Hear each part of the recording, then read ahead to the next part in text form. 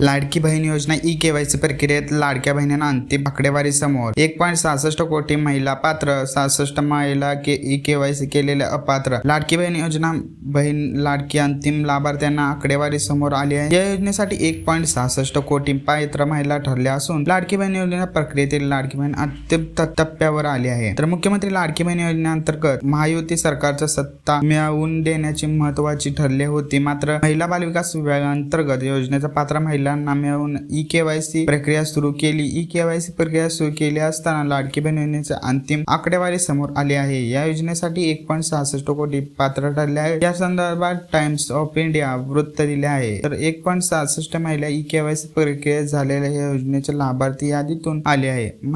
महिला व बालविकास विभागाकडून मुख्यमंत्री लाडकी बहीण योजनेचा पात्र महिलांना खात्यात जून महिन्याचा हप्ता रक्कम वितरित करण्यात आली आहे. मुख्यमंत्री लाडकी बहीण योजनेच्या माध्यमातून पात्र महिलांच्या खात्यात दरमहा 1500 रुपये जमा केले जातात. राज्य सरकारकडून ही योजना सुरू करण्यात आली होती. मात्र तेव्हा कुटुंबिक आर्थिक आणि उत्पन्न अडचणी खात्यात येत असताना पहिले प्रमुख अट होती. याशिवाय इतर अटींचा देखील समावेश होतो. लाडकी बहीण योजनेच्या राज्य सरकारकडून दिला जाणारा लाभ पात्र लाभार्थ्यांच्या पर्यंत पोहोचवणे म्हणून ई-केवायसी प्रक्रिया राबवण्यात आली होती. त्यानंतर लाभार्थ्यांचं नाव योजनेतून वगळण्यात आले. मुख्यमंत्री लाडकी बहीण योजना राज्य सरकारकडून 28 जून 2024 ला शासन निर्णय जारी करून देण्यात आला होता. या योजनेतून महिलांच्या खात्यामध्ये दरमहा 1500 रुपये जमा केले जातात. मात्र महिलांच्या वयोमर्यादेनुसार अट क्रमांक 21 ते 65 इतकी आहे. या संदर्भात लाभार्थी महिलेचे कुटुंबाचे उत्पन्न 2.5 लाखापेक्षा अधिक नसावं अट योजनेसाठी होती. ई-केवायसी लाभार्थी संख्येत घट. महिला व बालविकास विभागाने 2.63 कोटी मुख्यमंत्री माझी लाडकी बहीण योजनेतून नोंदणी केली होती. पहिल्या हप्त्या वितरण केले तेव्हा लाभार्थ्यांची संख्या 2.47 कोटी इतकी होती. यामध्ये ई-केवायसी प्रक्रिया पूर्ण केल्यानंतर चारचाकी वाहन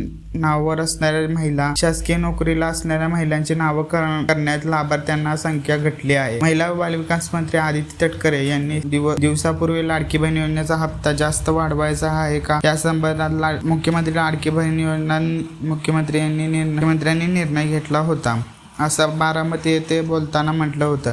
लाडकी बहीण योजनेसाठी ई-केवायसी करण्यात आली असून सरकारने 6 महिन्यात मुदत दिलेली आहे.